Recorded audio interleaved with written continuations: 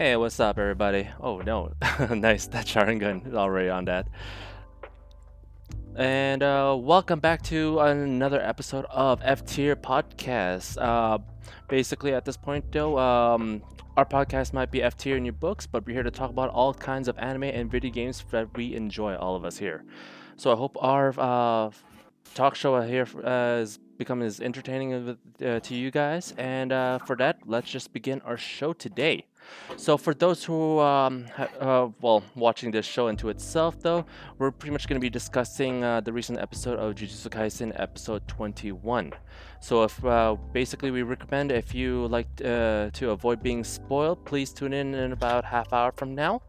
Or if you're watching this on YouTube, please skip to the appropriate timestamp for you guys though. So to start off the show, as your host, I would like to introduce myself. My name's Kazo, and I'm a fighting game enthusiast. Basically, who loves every type of anime at this point, though. My favorite anime, other than Naruto, is Akira for you guys there. And aside from DragonBall FighterZ, which I've been playing on my stream lately, I pretty much love to play other games into itself, like Valheim with friends. So to my right of my screen, you will see Ichi, my partner in crime for running Ichi Gaming. His favorite anime character is Major Motoko from Ghost in the Shell. He is a Super Saiyan Yeah. God rank on Dragon Ball FighterZ and loves to put people in the corner and lockdown. Cause trust me, I know. Give it up for Ichi. Tell him what's up. What's up, guys? To the right of him, we have Thicc Churro today. His love for anime knows no bounds, and he'll be sharing his take with us. His favorite game is, of course, League, as you might as well know. And don't forget, if you guys a little tidbit from him, he loves Steingate. Oh, hell yeah, you know I do. Yeah. Hit me with some toot-toot, you know? So for this episode, he basically will be acting as our moderator for this discussion. And please show some love to the viewers out there. Hey, what's up, guys? Hopefully, this stream will be to your liking today. Awesome. Now to the right of him, we have Bad Rice. So Bad Rice is an avid loving anime, and also a gamer as well. Not only he plays Valorant, he also plays Smash Ultimate. So watch out for him. All right. So if anything else, if you're looking for any more insight on new anime recommendations, this guy is meant for you. So please say hi to the viewers for us. Hola. There you go.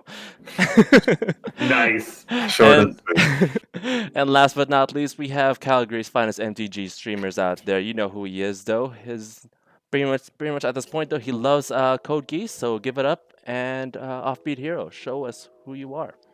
Yeah, I'm mainly a Magic the Gathering content creator, but I am also a huge weeb. I enjoy anime on the side, and I've also been banned from doing rants now, so that's fun. We'll see how today goes. Hey, who banned you? yeah, let's talk about this band thing. Yeah, dude, I got banned for doing rants by myself. What happened? No more ranting. Oh man, I didn't even know there was something like that.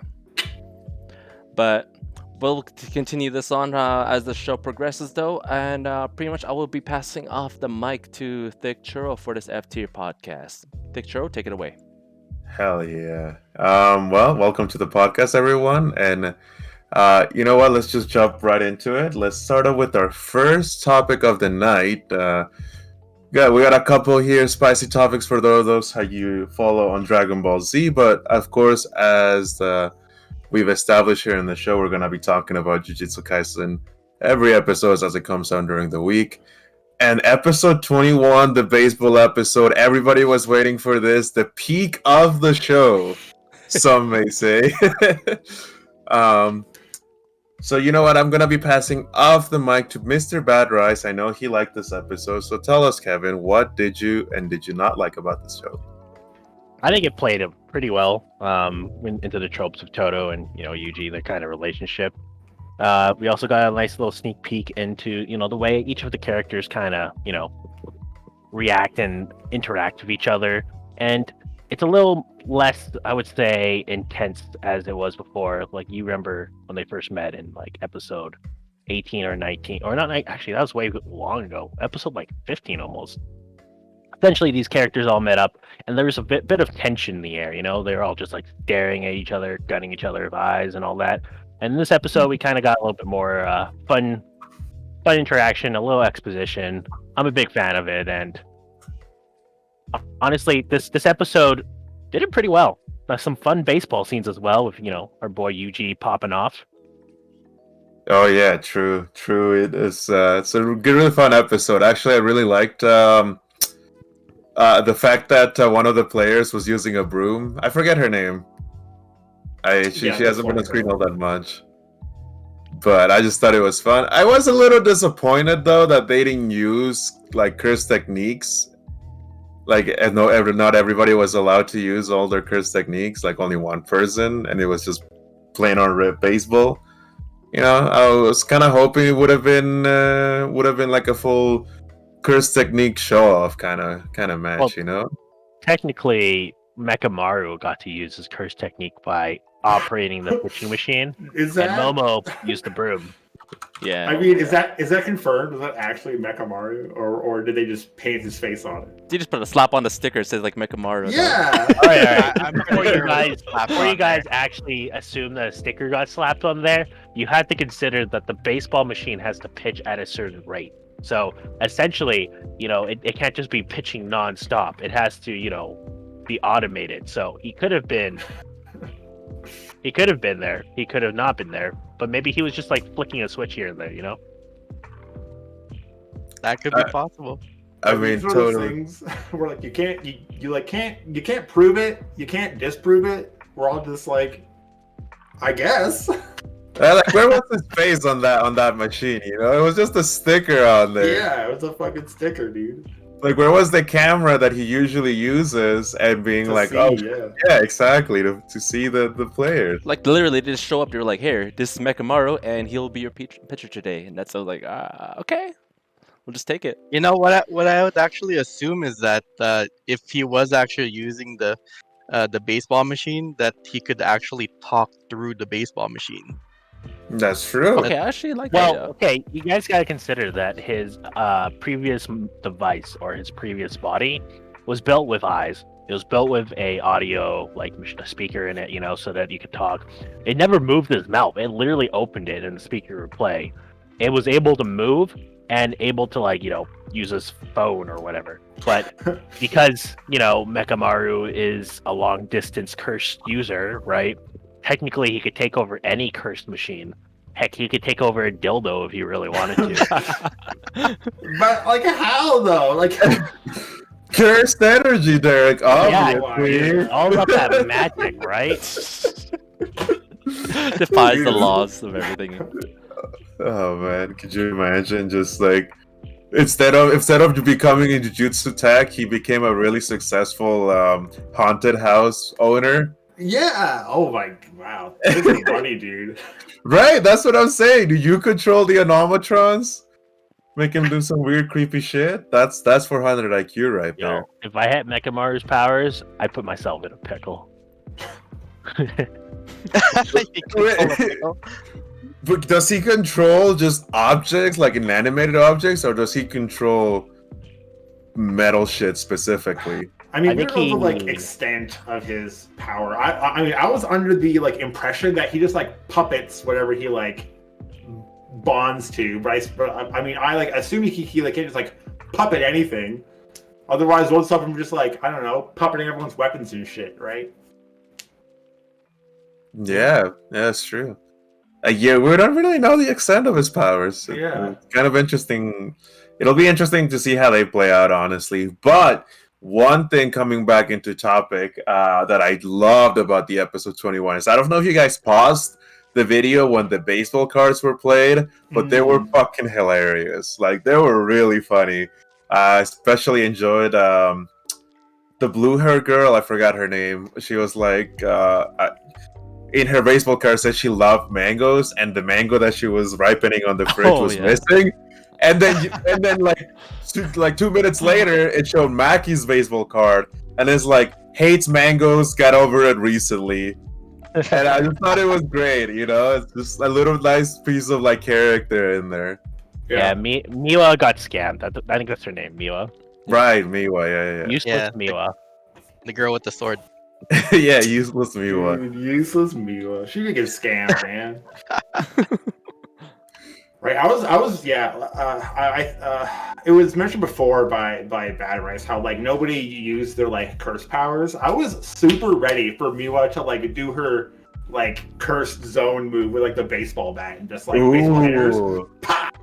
that would have been sick. That would have been sick, but we got none of that. Right, I really wanted some of that. Like Right. say Toto just claps his hand with every like base pitch, like every base player. And Yeah, it's just like just get to first base before they get you out. Easy. It was kind Yeah, of a bummer he, like- though, yeah, because like the fact that it's like since like it's mainly about people using their own pretty much their cursed energy, but they only pretty much like the whole baseball episode into itself was already cut in half, and it's just like, all right, let's move on. So I wish they would have like a full on like actual anime like esque episode where they actually do the whole full game. So at least showing everyone else's like well, in theory, at least all their how to use their curse power in that sort of sense in the sporting as a sporting episode. Yeah, also props to the writers on the show because like I was like, how the fuck are they gonna go? I think we talked about it last week. How the fuck are they gonna go from like this epic battle to baseball? And it honestly kind of felt very natural, all things considered. it did. Well, for me, the great thing is that like I was telling you guys last week, like the tension was so very high, and it was like we're at like the apex of like just basically like everything's heated up, and then next thing you know, they actually just changes it to something lighthearted.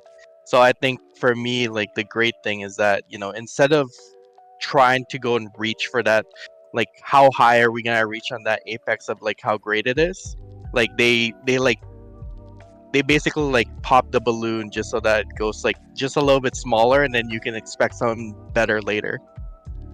Yeah. Slow down the play a little bit, because I don't know. Personally, I love Jujutsu so far, right? But if it was like all action, no story, I think there's a little bit lost there. There's a lot of people that enjoy the story, and definitely slowing down the pace of it makes it for interesting.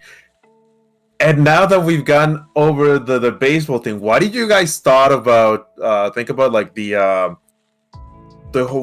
now know that the evil spirits, the evil curses, stole 6 Skuna fingers and 3 dead paintings, I believe it was called, right? Like 3 dead paintings. Yeah, some other deadly high-level cursed object. Yeah. Deadly paintings, right? Like what's that? I don't know what the deadly paintings are even gonna do. Or Super Mario 64, how you can jump in paintings, right? So what they're Oh, gonna that's do good. is they're gonna put Gojo in a painting, in a painting, in a painting, just like Inception.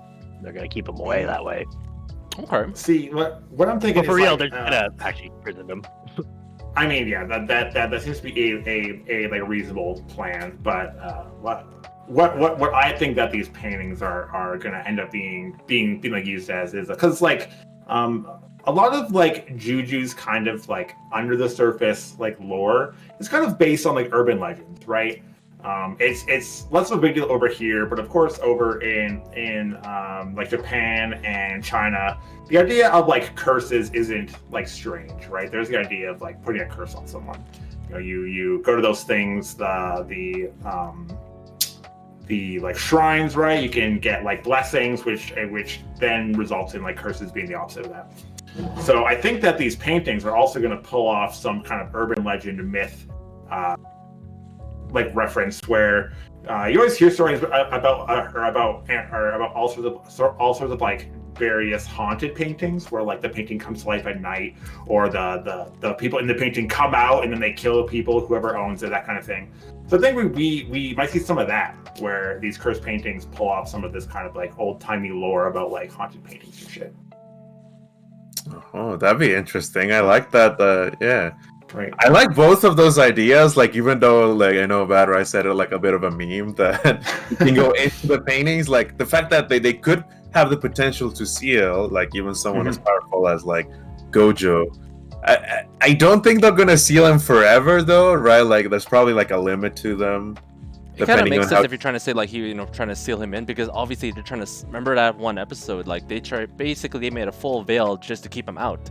And yet he shows up, he's like, "Yo, I'm actually too good for this veil," and then just shows up out of nowhere, and then pretty much takes it off, and now look where we are now. And they're like, "Yeah, this makes sense that he Plan B. needs." Yeah, I mean, true, he Close the did like door. take out the veil, but it took him some time. It took him enough time for like a couple of battles to take place, and like they even got Fushiguro out of play, right, with the whole like seed on his stomach. right. So it took him some time. So it's not like he's almighty god. Like he's definitely probably easily the strongest character that we've seen so far, given his abilities. But he's definitely not. He's not able to just do everything. Like we saw, it took some time for him to get the bail. So I would say that's plenty enough time to kill one of the cast members. Which is pretty nice considering, like, in a lot of these shows when the a character is omnipotent, they tend to be quite overpowered. Gojo is omnipotent, but he's omnipotent with a limit, right? He requires time, he requires, some initial setup. He has the knowledge, he just has to be able to apply it. And in that time, like when you build a character like that, well, yes, the character is very OP, but it makes it kind of within reason, It's not just a character who can just solve everything, and that's why I think Jujutsu Kaisen does really well here. Also, he never killed Hanami. The second time he's let this Mother Nature curse get away. Can't quite get her. It's true. I do have a theory though that the arm won't grow back.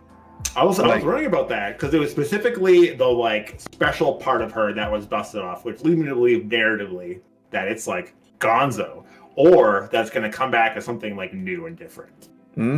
That's something that I hadn't thought of actually. But Ray, you haven't spoken up in a while. What do you make of all of this? Well, in terms of like Hanami, like she's a plant spirit, right? So like just the way that things like she can go and make like roots like come up and whatnot. Like I'm actually thinking like once she's like gets a little bit of breath and actually is conscious, I'm pretty sure that she'll like try and grow something in there. Like it just makes sense for like a lot of reasons. Like she's a plant curse, and it just makes sense that she can make things like die and then she can go and like infuse her arm with life.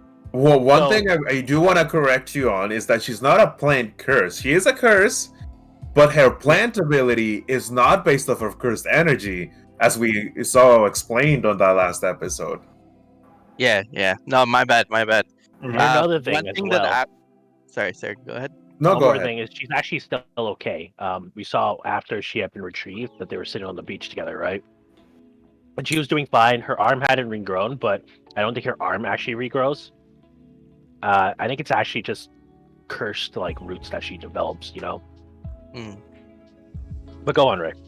Yeah. One thing that actually like made me just think about is they were talking about the layout of the school and how there's like many buildings, but they said that it keeps moving and everything, and they have like many doors within those buildings, and like the one door that houses like all of those cursed items. Like it really just surprised me how easy it was for them to get in there, but the great thing was that Gojo did go and explain the whole thing, like how that happened and whatnot. But the thing that I kind of wondered though is like they had the power to go and like hide the place, but they didn't like set anything like a trap or anything for them, like because they have like really highly valuable stuff in there, and I would assume like they'd actually guard it with just instead of just like 2 guards, like they'd have like traps and everything in there. Well, I mean, to be fair, we know that there's a lot like the Jujutsu sorcerers are understaffed, right?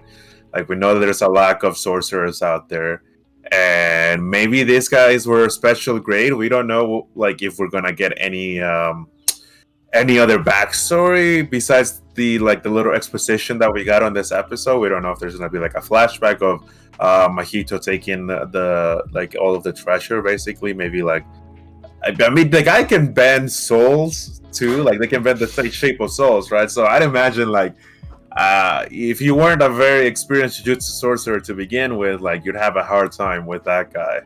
Plus, you would have to know his abilities. Also, mentioned in an episode, Mahito does say that, or at least the curse user Kuro or Kudo or whatever his name is, Right. he actually says that the finger he let Jujutsu Tech take, he had actually put a curse layer on it.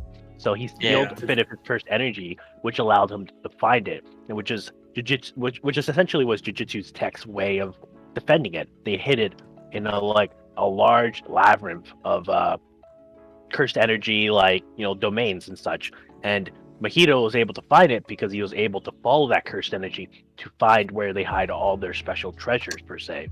Yeah, I think we're being a little bit too hard on the Jujutsu Tech, whoever's in charge of setting up this basically closet of curse things, because they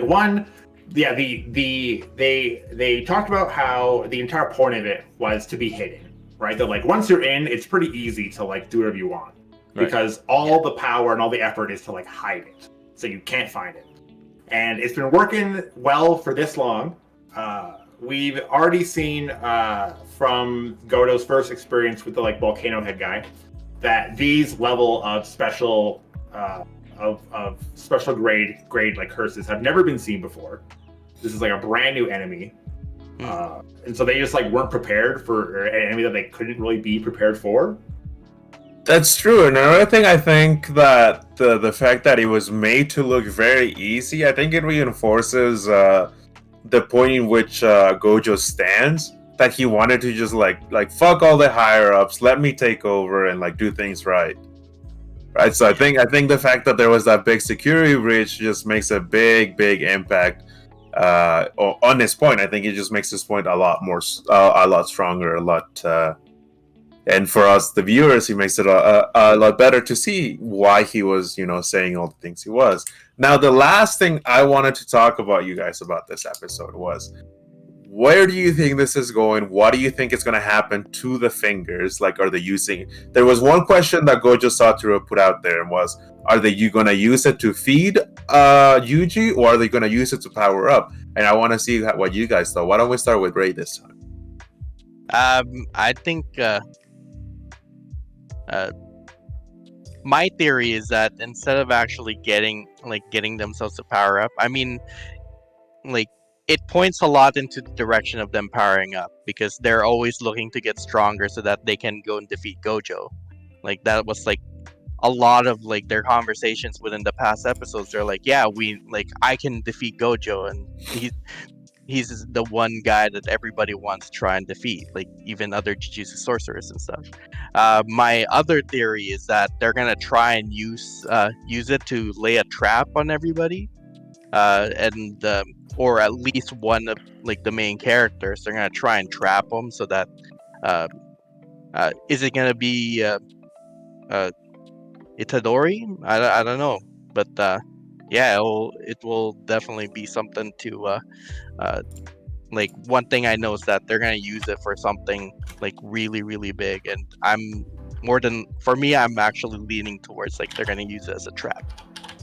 Yeah, I agree that they're definitely going to be using it as a trap. I think that there was a talk a few episodes earlier. Well, maybe more than a few, but point being, there was a talk that in between the curses that they wanted to feed more fingers to the vessel, right, to Yuji, to make him come out. Any thoughts on that, Derek? So, what I'm thinking, and maybe this is wild. This is out to lunch here, but I'm gonna reach a little bit with this one.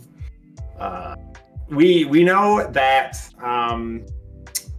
Ryuji is a cursed vessel. He's a special vessel that can somehow hold these fingers without getting overtaken. So what if the curse users find maybe not another as good one, but like an imperfect vessel that still kind of works? Because we saw that like he eats like one finger and immediately he has like the like memories personality, you know, like it seems like Sukuna's entire like being just like manifests inside him, right? So I mean, what? Who's to say that doesn't happen with like every finger? So then, if they put it in someone else, then you have two Sukunas that now want to be united. Huh? Okay. Maybe So that's a plan, you know? you're thinking of a second vessel. A second one. I'm thinking Now, of if number that, two. if, That's if pretty that good, were actually. to be true, That- I just want to point out that Yuji has eaten five fingers, four fingers? Yeah. 5, right? I believe we're up to 5. If that were true, they have 6. They have 6. So They could make this a stronger one. could make a potentially stronger vessel on that other side. That's a very interesting idea. What do you make of that, Gerard?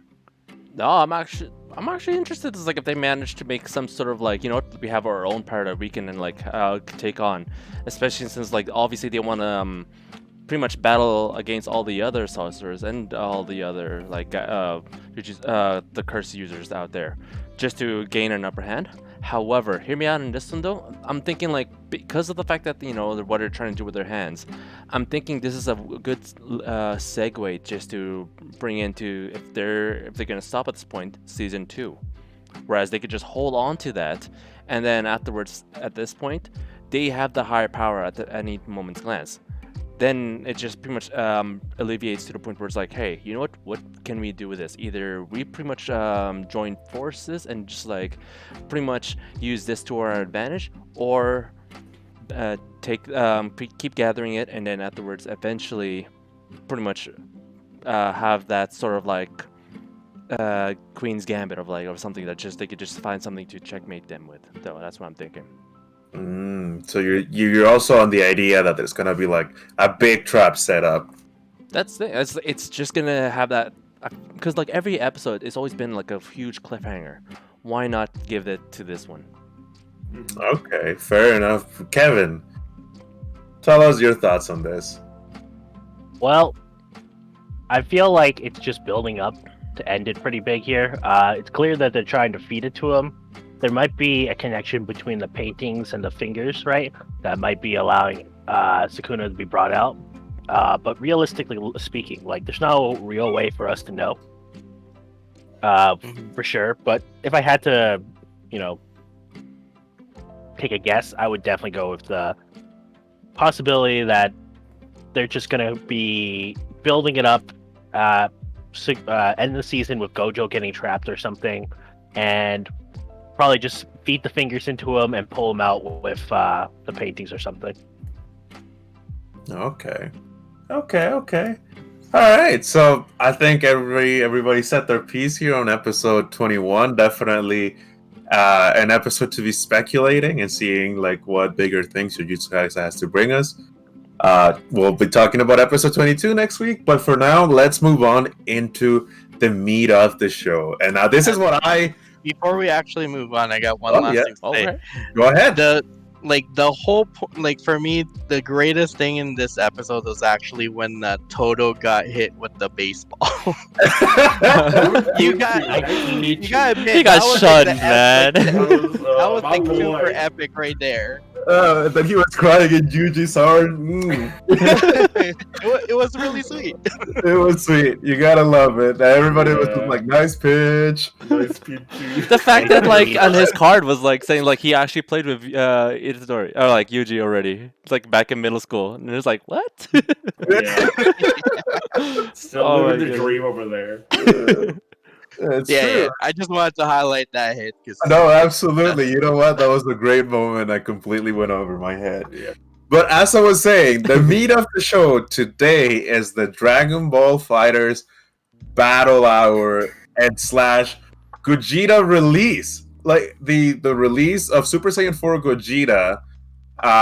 We're gonna talk about the showcase. We're gonna talk about the Battle Hour, and we're gonna talk about our thoughts on the on Super Saiyan 4 Gogeta, because I think most of us have gotten to try him out. So let's start with the Battle Hour. What were your guys' impressions on the Dragon Ball Z Fighters Battle Hour slash Gogeta showcase? Gerard, why don't you take the lead on this one? I know you've been excited just as much as I am to talk about this. Yes, sir.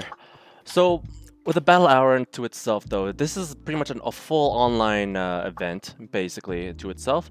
Pretty much getting all the guys from each country to represent and pretty much showcase the best of their abilities. However, they pretty much not only they emphasis on like putting out like big, huge like gameplay and like full full disclosure of just like straight up battles in between, to the best of ability. They had this one thing where they pretty much put a draft pick. So what means is that they're not actually using their mains. They pretty much chose whoever that they can and pretty much make the best out of their squad, and pretty much it actually worked out well. Yeah, and can you give us a quick rundown of how the draft was happened? So at the draft, basically it's like, so they choose their mains first off, like their first initial points and everything else though, and then afterwards everything else goes beyond like who picks for which character, for each person. It already, I haven't seen like the draft process in total, like when they had that stream, since it was already late at night already. But that's basically that's in a nutshell. That's pretty much what goes beyond. Oh, Rage is that's basically the same thing, right? If I recall. Well, I didn't see much of the draft. I actually did go and see just a little bit of it, and they actually they imposed rules onto themselves in terms of like how the draft went. So certain characters that they pick, like of course they have to go one by one, and it's like it's like a lottery draft. So whoever gets picked, like to actually go and like grab a character, like they can only have a certain character for a certain amount of times.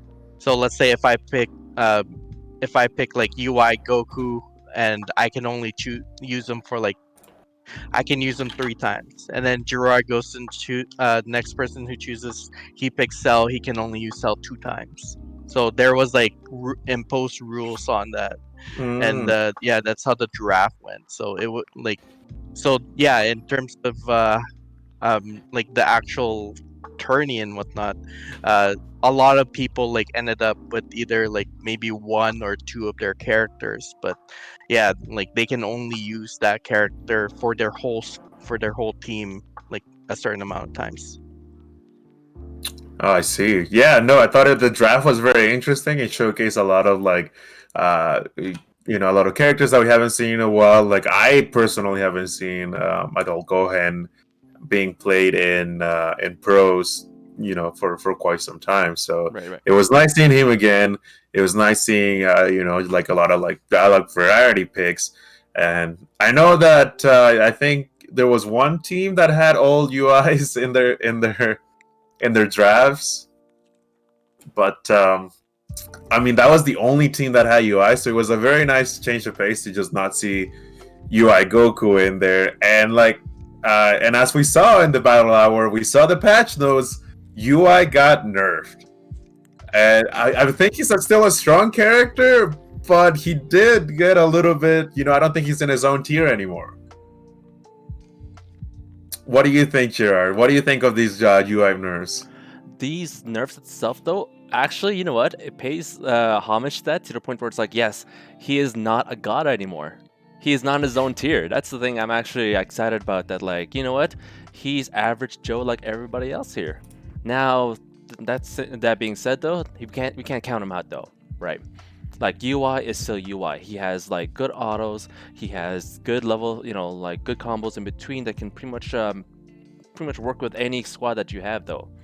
And he's still top tier in his own right, but at the same time, just limiting him of some of his abilities make things a little more easier. And the fact that now, since everyone's moving over to the new DLC character, at least it'll give some way for like UI to be like, you know what, I'm gonna be in my own little world right here. So that's it. So let's talk to your UI resident, Mr. Bad Rice. What do you make of these nerfs? Oh, I think they're completely atrocious. Why would they attack such a balanced character? Honestly, Balance, UI needed more please. buffs. I think he needed more buffs. You want to know how much I struggled when I played this character? It felt like I was walking through sand. I think they needed to give this character much more damage, you know? UI was already in the top of his caliber right here, dude. That's why you look at everyone else on event hubs, they pretty much put him on like god tier level. You know how much of a god tier you need to be to the point where nobody else can attest to that? How much more do you need from him, man? I need a. You know what he needs? He What? needs 2 double air dashes. And he also needs the ability to one-hit KO his opponent with like some kind of leveling system that, you know, gives him that ability to do additional damage. Yo, You know? are you talking about the UI or are you talking about Gogeta? There's a totally different understanding here. No. I'm talking about making UI Goku balanced, you know, bringing him back. Oh to yeah, the yeah, meta. yeah. So what does that say for the other characters though? It's like UI is already high enough there, man. I think all the other characters are fine except for Tien. They should just remove that character. And we're back to this. We're back to Tien hating. Tien hating? Is that what you call logic? Man, I don't need to go on about this. Bro, But if you play Tien, you need to grow a third eye yourself and take a good look at yourself. here's the thing though. You have Chao Su. You know how good he is. Like, how awesome is that when you can actually, like, or at least BMing one person where you think you're safe from, Okay, like, being all let me hit you. Go. Let me hit your concept, okay? Go. We take Chao Zu and we give him to Yamcha. Yamcha is now way S tier. Tien, you know, we can just delete him. I'm just saying, though, Yamcha already I have has a better something. idea. What? Oh yeah, what's your Uh, if we get rid of Tien, put Chao Su in his place. Hell He's yeah! our- See, this Chao man's Su's like thinking, S tier, this right? man's thinking of his brain. What are you We guys give, doing? give him a level 3, like 16. You know that he can blow himself up. You Actually, gotta admit, there hasn't been any other characters but 16 that has that sort of ability, and I think that's pretty strong to itself. Like, I remember playing this one guy named, I believe, Coyote and stuff, and he's literally spent the rest of his days trying to explode himself to every to every competition he sees. So I'm like, yo, this is messed up, but at the same time, I mean, put it up like a glass can, or at least, you know, all the risks and everything and to that, and you pretty much get the reward, and it comes paid back in full. Even though after it, let's say it hits, it's like he only has 1% health left, but you know what? As long as you have sparking, doesn't matter. That's true. That's true. Mhm. As long as you have Falcon, you can get that back. So for those of you that don't know, watching this, Andrew 16 has a self-destruct move, much like in the anime where he had a bomb to his chest. And speaking of people that don't know, now Derek, I know you don't really play this game, I do not. but what did you get to see any of the fights? Did you get to see any of the showcase for Gogeta? What are you? I skimmed it. Okay. Skim count. So yeah, and Bad Rice give me a bit of a rundown on Gogeta as a character and how the game works. Because for me, like this is just another like arcade fighter. I've never been good at this kind of fighting game with like quarter circle this, you know, light and heavy that. All that just like goes over my head a little bit. But from what I've seen from Gogeta is one, the dude has attitude, and I love what's going on there. The guy has like his fucking arms crossed the entire time and just like kicks you until you're dead. He's like, I'm not even gonna touch you with my hands. Like that's gross. I'm just gonna kick the fuck out of you and call it a day. Jeez. He does have attitude, and He does. Speaking of Gogeta, let's talk about him. Let's talk about Super Saiyan 4 Gogeta heating up the roster in DragonBall FighterZ. And I think, I personally don't think he's as strong as UI Goku. And actually, yesterday here in the channel, we created a local tourney, and we asked all the players that were season pass holders to play him, to showcase him, and and see what he's capable of in different hands. I believe that you, Derek, were here with us watching that journey. What did you Mhm. think? What did you think about Gogeta? You know, when you saw him, what did you think about the game in general? Because I assume this is like, by and large, your first time experiencing it.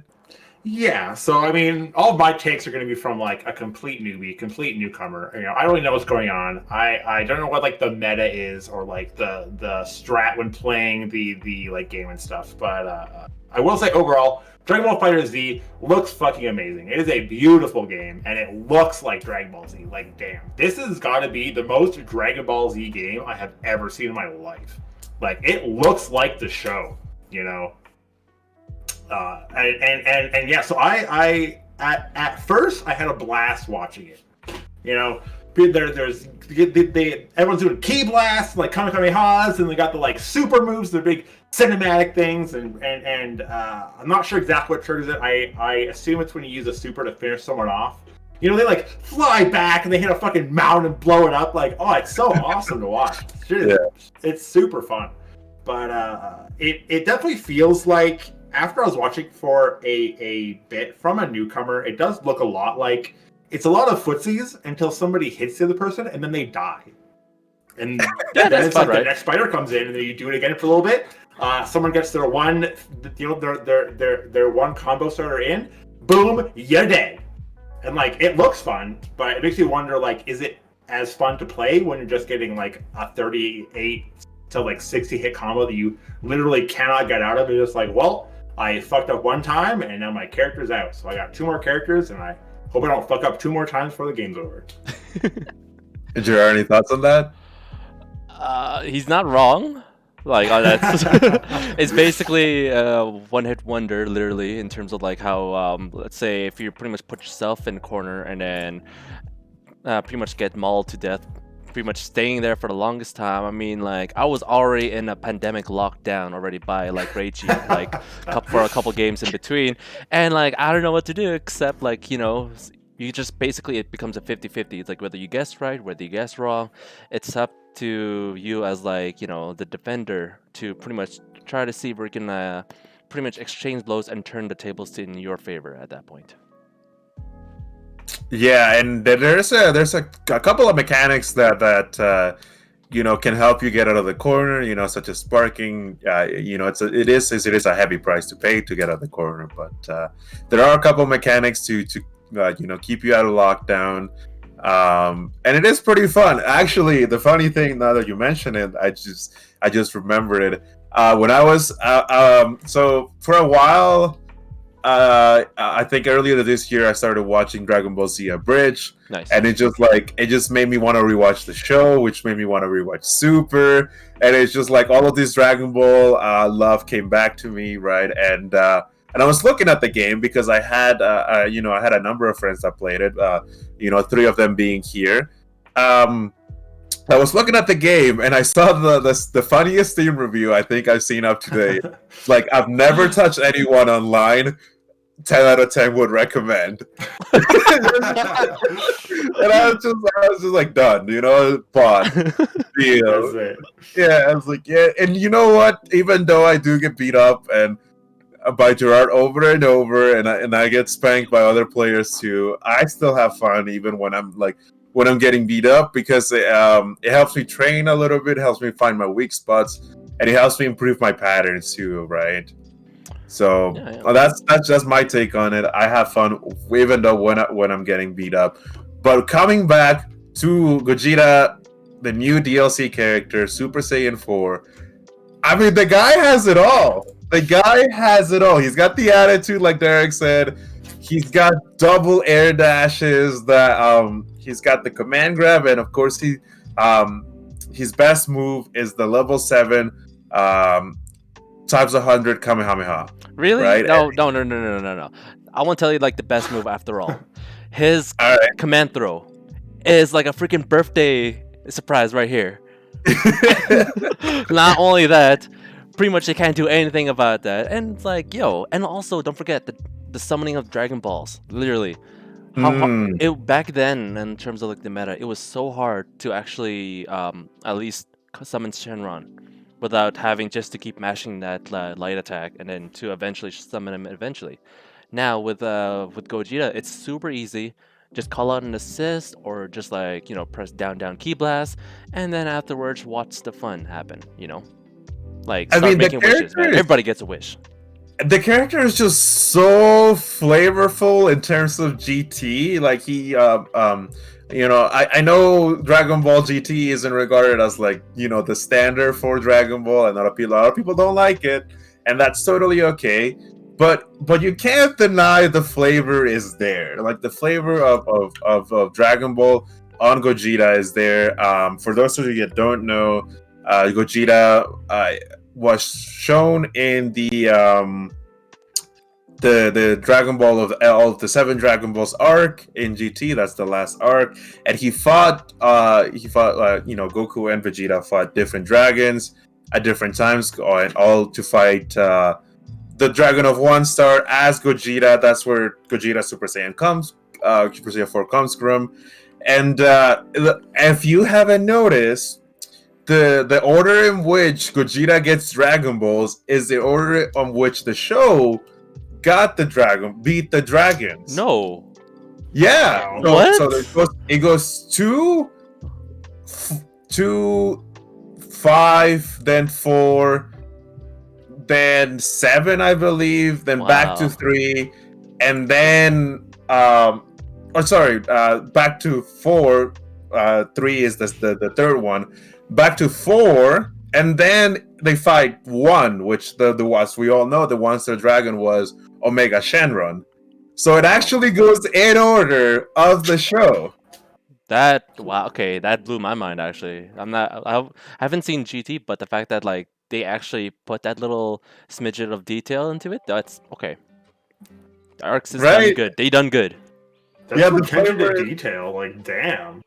The flavor is absolutely there. And Ray, what are your thoughts on the character? What do you think of him? What do you make of him? I don't like him. What? I hate him. All those Yeah. time? Well, as you know, like for the viewers that doesn't know, like for me, I actually play a lot of Super Saiyan Gogeta Blue, and in terms of like Blue, he's got like a lot of like the key blasts and whatnot. The only thing I don't really like in terms of Gogeta Red, he's like he is very like I find him like very gimmicky. Like he doesn't have any key blasts, and it's a Dragon Ball game. Like for you to not have a key blast, it's like, I don't know, would you consider it like a sin unto itself? But yeah, like he does have like other things to like double super dashes and things like that. He has counters, he has reversals and everything, and DP. Yeah, he's very stacked. To be honest, if I was actually playing other fighting games, I'm usually the type of person to actually pick a guy like that. Somebody that I need to like get up close and like pound on like right in front of somebody. The only problem is that this is Dragon Ball FighterZ, and you need to have your key blast. Yo, correct me if I'm wrong. He does have that key blast, doesn't he? Even though it's like the most smallest one of the bunch.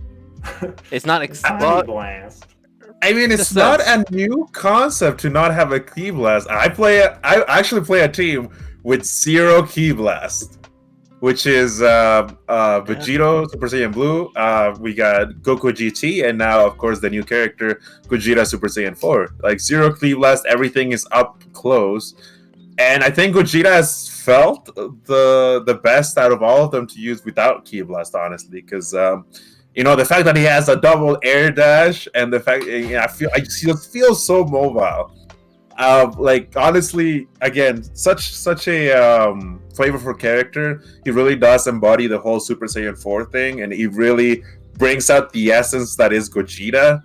Right? Like we know Goku is as a confident fighter, and we know Vegeta is a fucking prideful one. And I think like the mix of confidence and pride, you just our best showcase in Gogeta.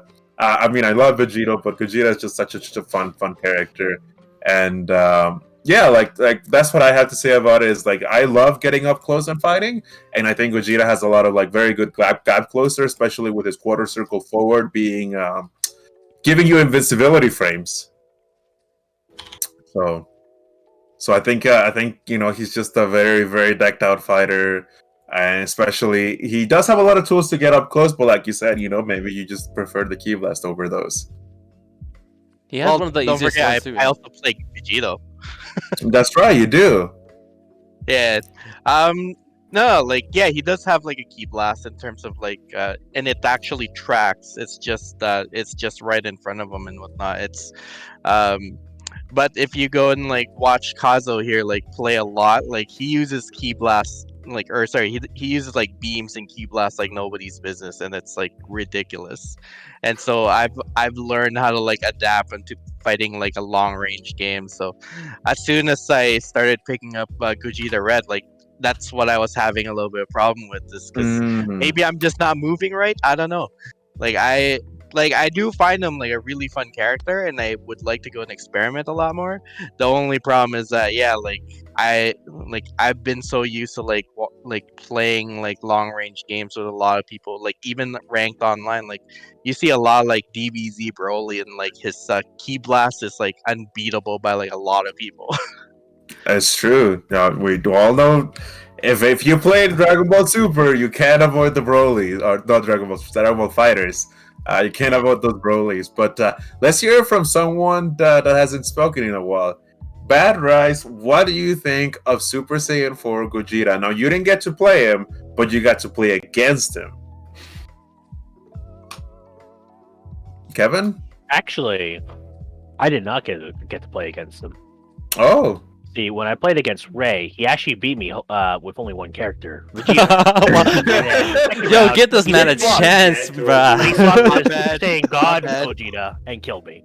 And then, of course, the person I played after that was Brandon, and he didn't exactly have the DLC as well. So I just got eliminated, 0-2, didn't get to face him. But from what I could see, he definitely seems like a very powerful anchor or mid.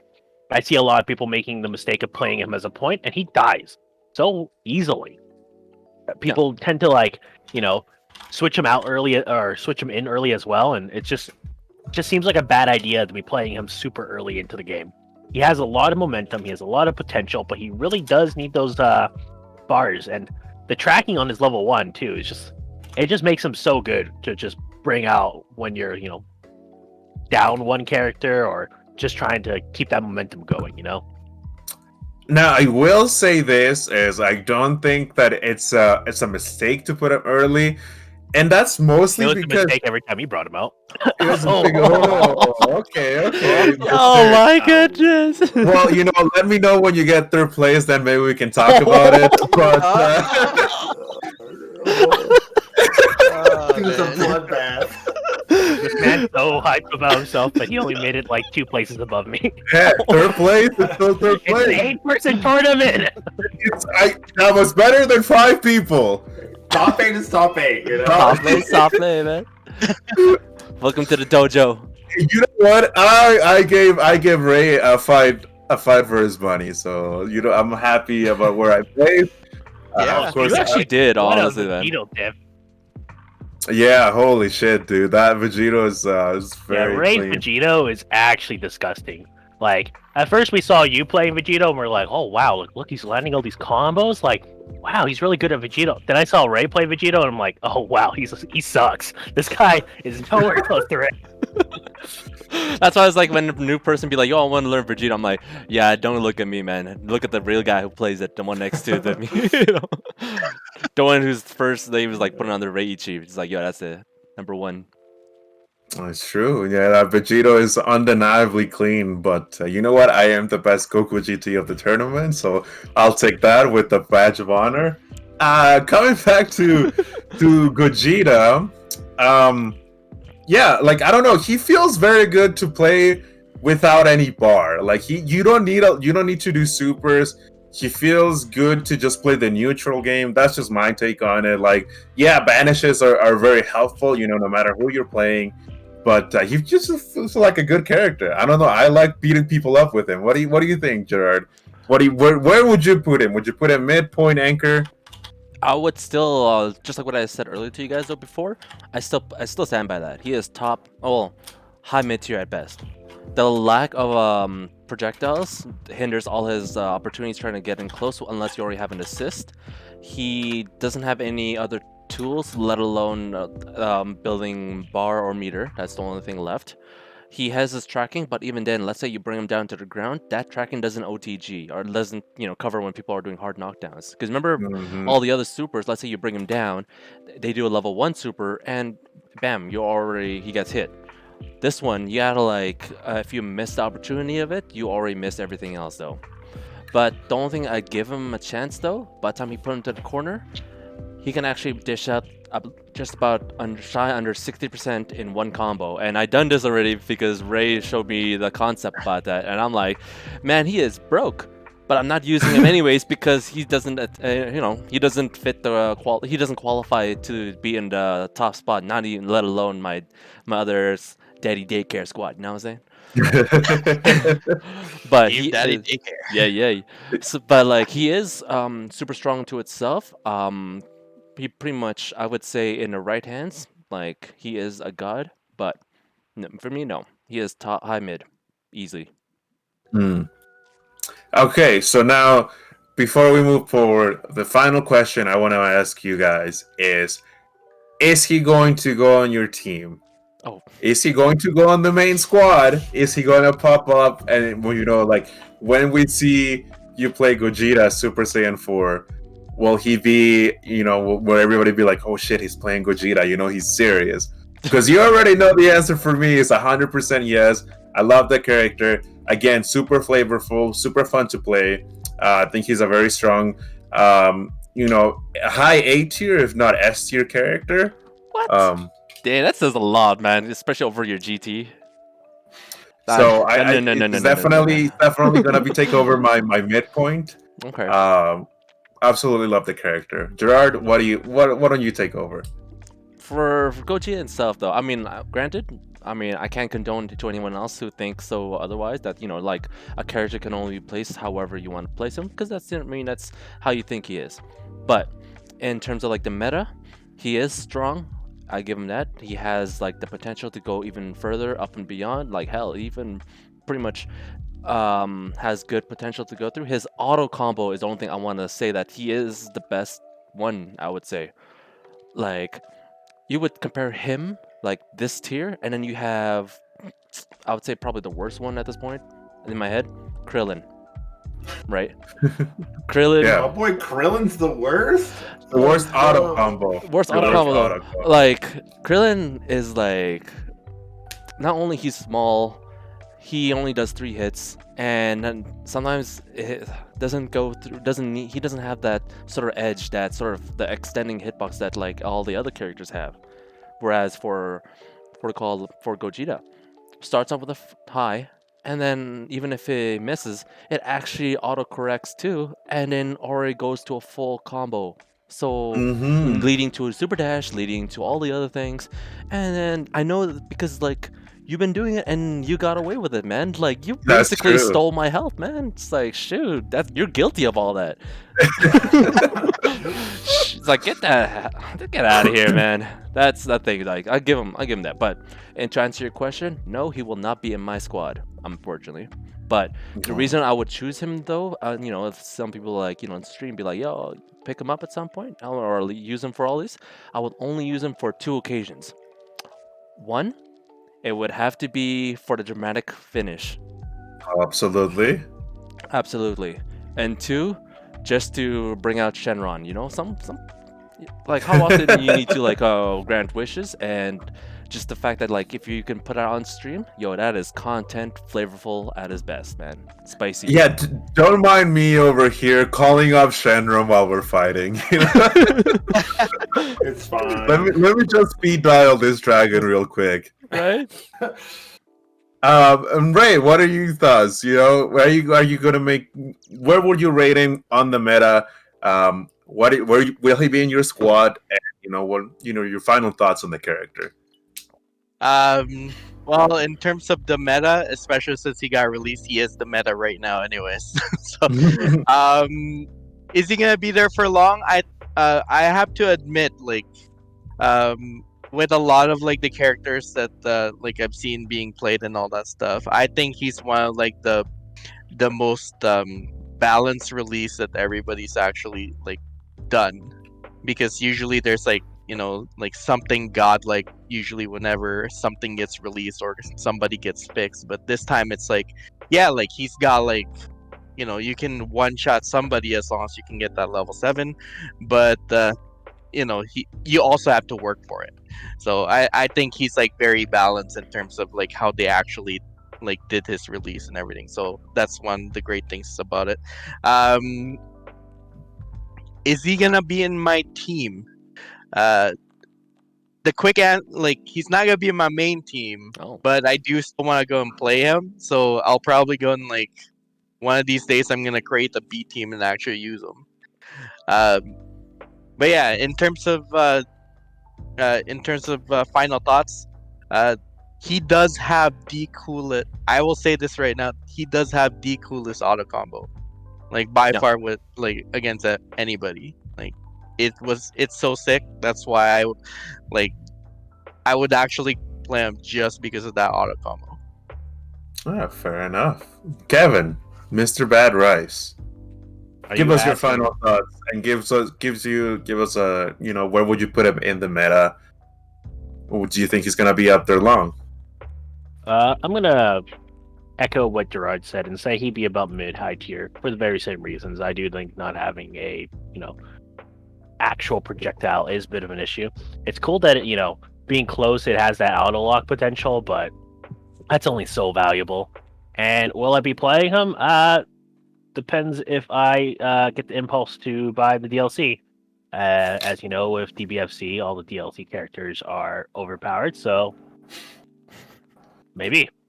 Yeah, well, Derek, give us some thoughts. You've heard all of the discussion. Just give us a little something. If you play Dragon Ball, would he be in your squad after everything you've heard?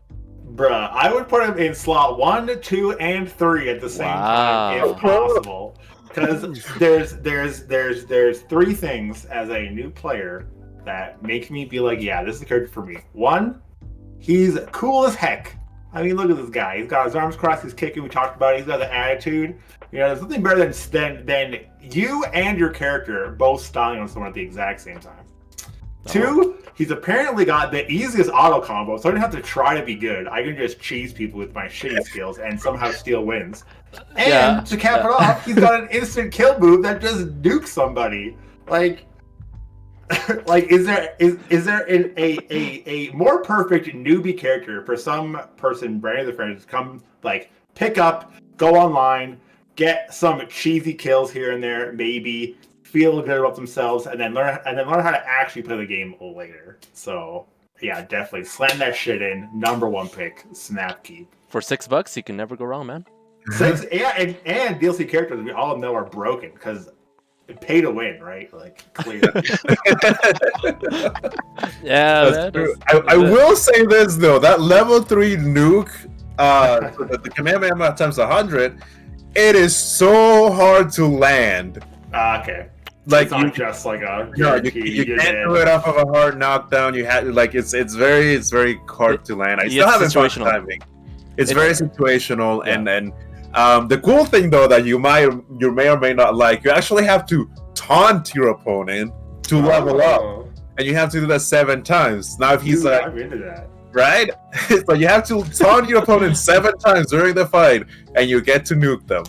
That's some like fucking Devil May Cry shit, where you're like taunting mid battle to get your grade up. Exactly.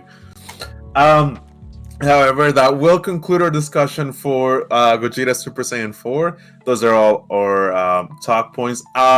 Moving on to the next topic, I wanted to talk to you guys about fusion in general as a topic. Like, what do you guys make of fusion?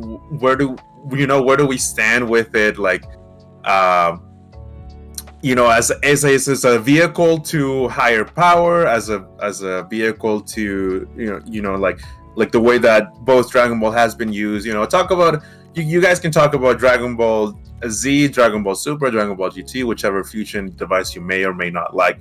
The floor is open for fusion as a concept. I really wanted to talk to you guys about, just about it, because I was thinking the other day, I was just talking about, Gogeta, and we moved on to like fusion and how fusion works and how cool it is. And one point that I want to bring up that I thought was really, really cool is that the fusion of the Potara ring feels a lot less cool than the fusion of the fusion dance, because the fusion dance has you have to match powers, you have to match angles, you have to match the choreography, like everything has to match between the two of you so you can bring up this higher power, right? And I think that's a cool like plot device, instead of like a new transformation, instead of like a new power up of some sort, like this is the power up, like the fusion is the power up. Like, what do you guys make of fusion? Let's hear your thoughts. Let's start off with Derek. What do you think of fusion as a device for higher power? So I'm not big on like DBZ as I'm sure people have like gathered.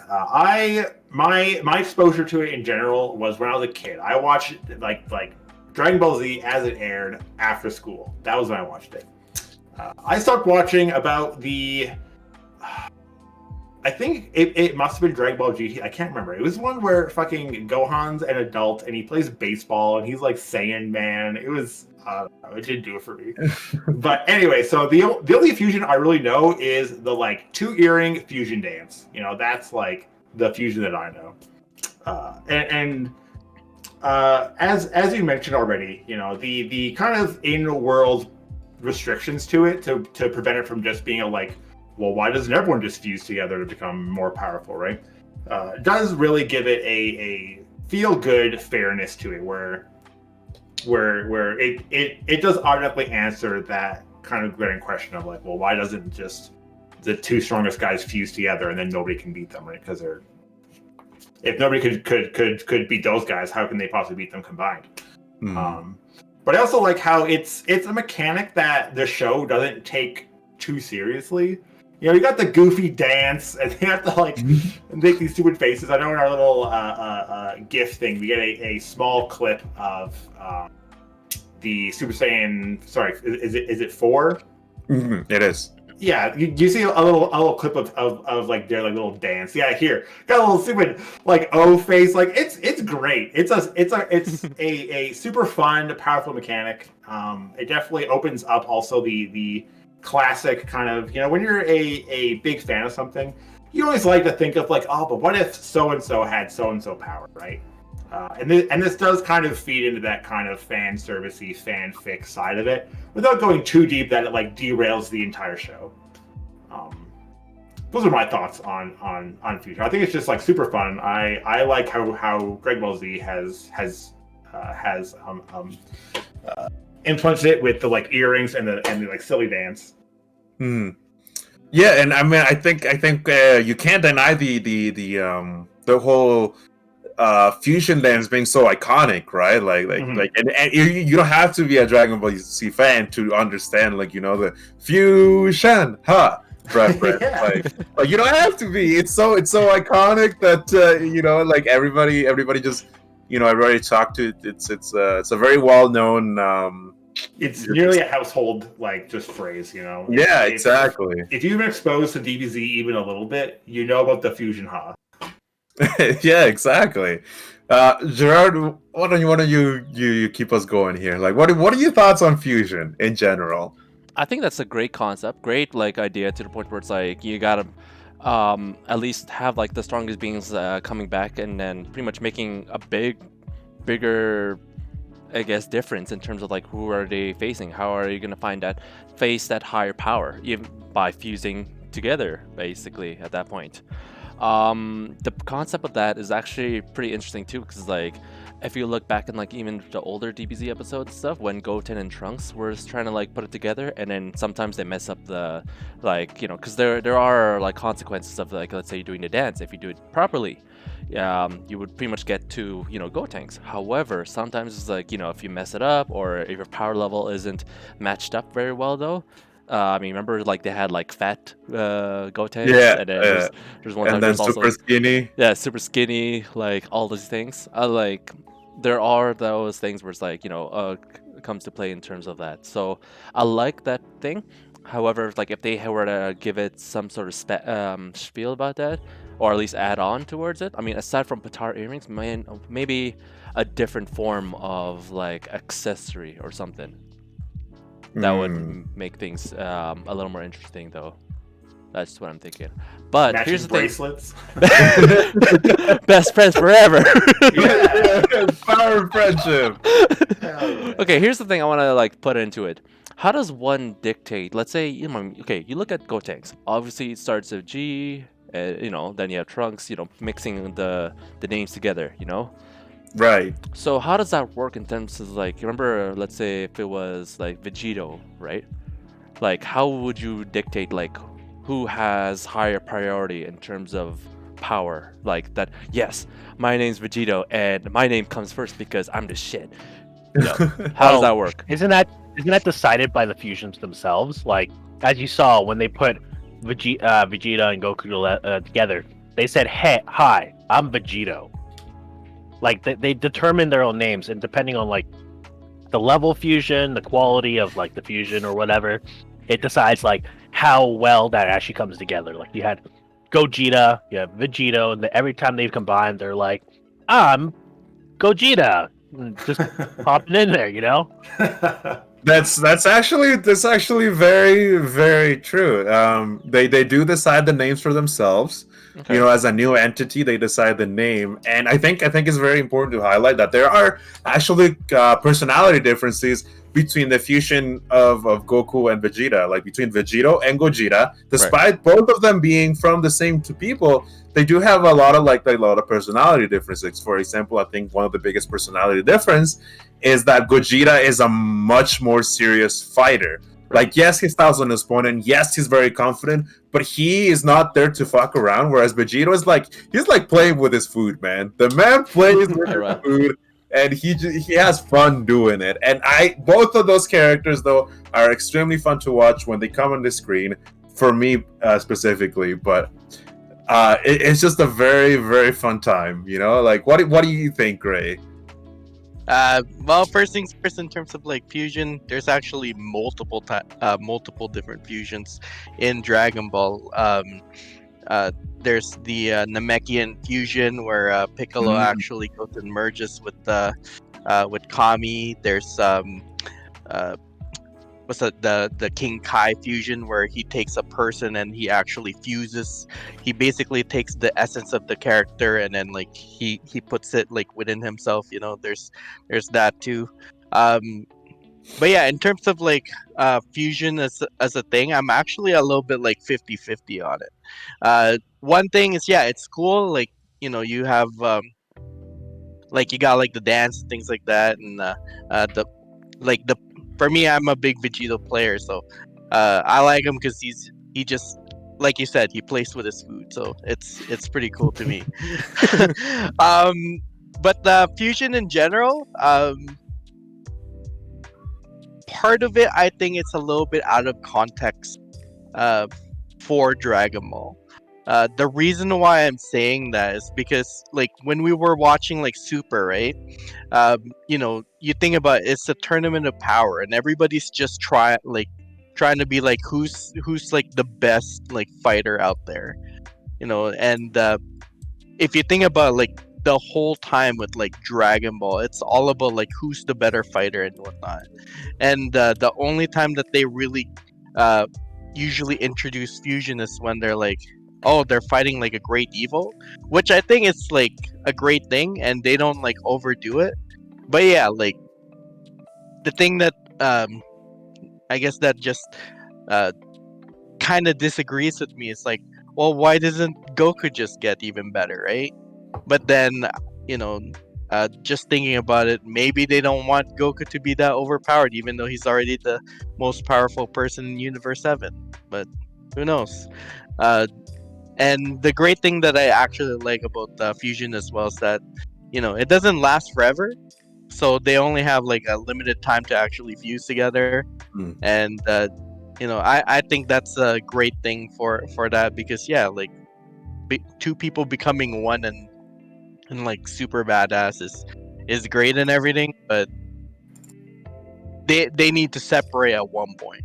So not That's to make things over OP. That's fair. Yeah, just like Mr. BLT here saying in the chat, they do have a little bit amount of time to do it, and I think that's. I personally think that it's very well placed in the Dragon Ball Z universe. They don't make it so like they rely on it, right? And especially for the fact that they made the Saiyans like very very proud, right? Like, and so like fusing is almost a sign of weakness at some points to them, right?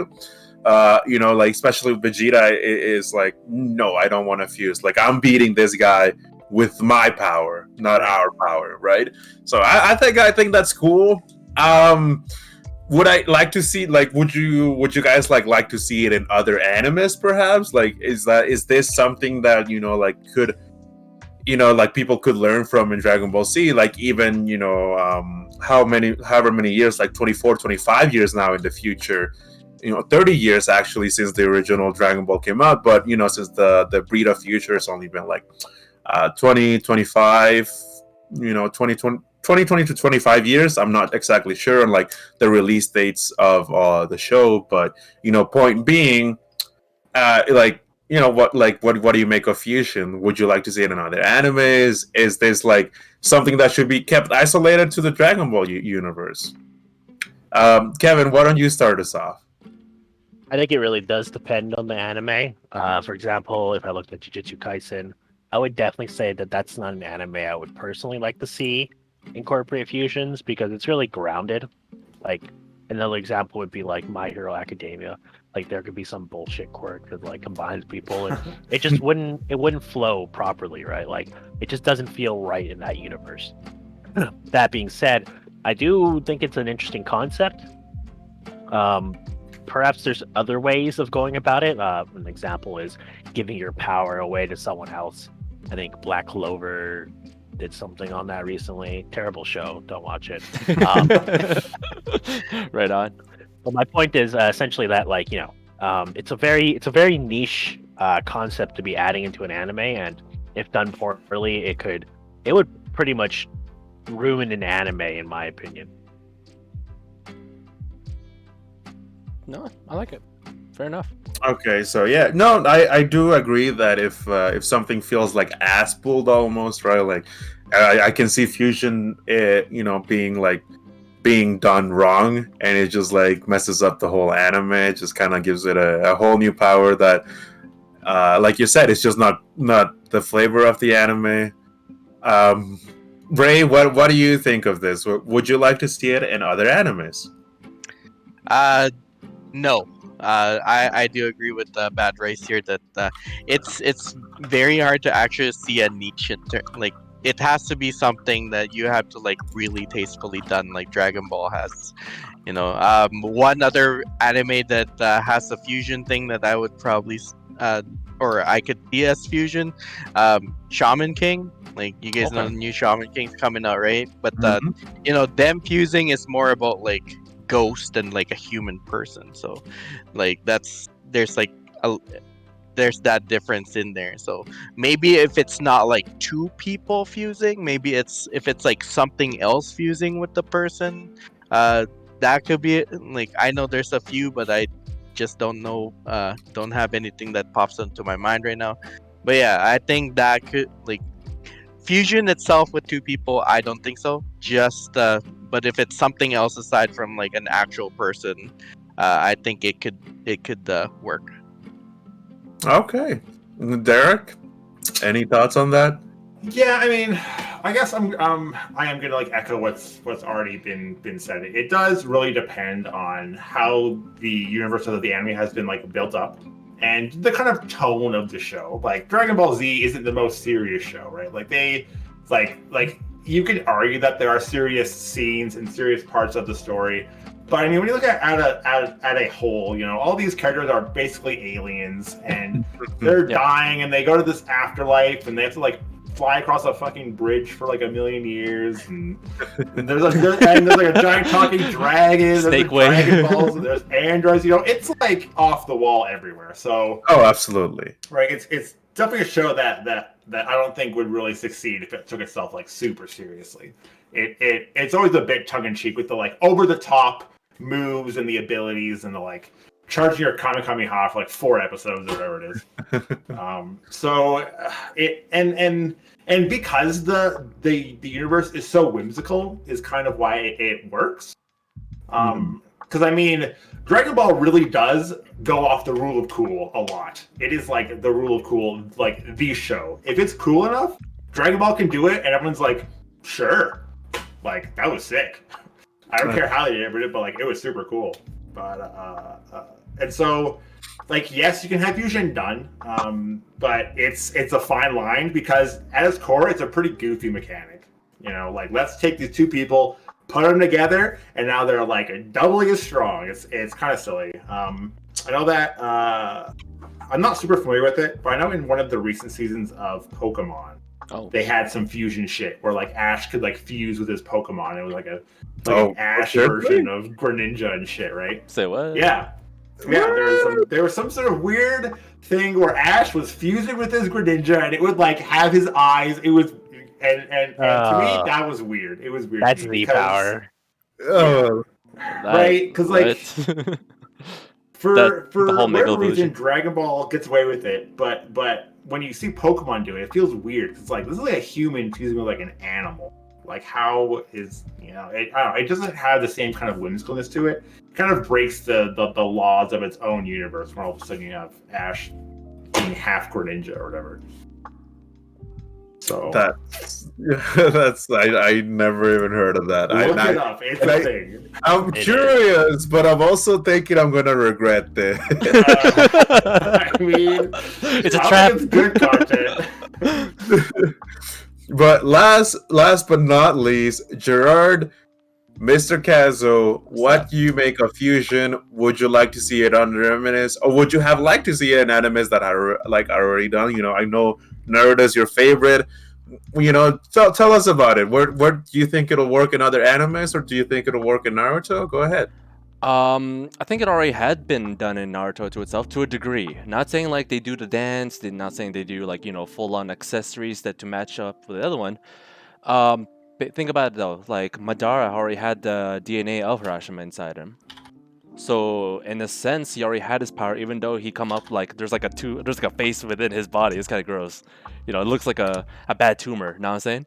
So I mean, it's not as like superficially aesthetic as like what you know when you come out, you know, when you do a dance and you see Gogeta, you know, flying colors and full red or even blue for this case. You know, all these things. I think with the fusion, it gives way of like more fan base. I mean, or at least more like fan fiction for that matter. To be like, what ifs this happened for that reason. But I'm thinking it in the sense of like even with the fusions, I can't see it in any other animes, unfortunately, because that's what makes Dragon Ball Z, or at least Dragon Ball the whole as a whole, makes that unique. Because I remember even looking back at it when they did the first fusion, like with, you know, all these things and they introduced that, I was thinking like, yo, what if there was, you know, we have, let's say, you know, Piccolo with, I don't know, maybe Yajirobe. You know, how does that name implies? Is it going to be a green looking Hulk with a samurai sword? Who knows, right? Green, you know, all these things.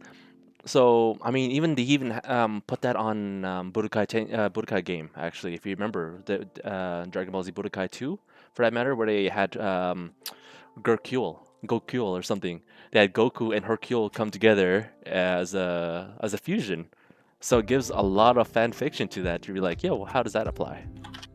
But yeah, that being said, to answer your question, I think it only works for Dragon Ball Z. I can't see it going to any other animes that has this sort of aesthetic that needs to. I mean,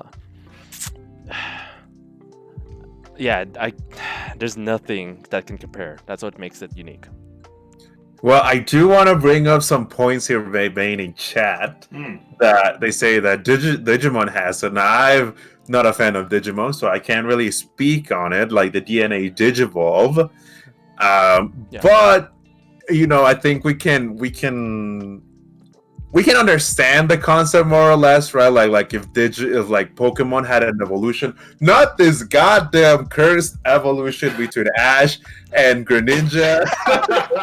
That's some I'm weird, talk- freaky I'm deaky shit, talking man. I'm talking like Pikachu and and Zapdos or something. Just like fusion between electric types or fusion between types. I think it could work. I don't know if it would. Did you remember that Personally, name generator on the Pokemon name generators where you do those fusions together and they oh come yeah. up?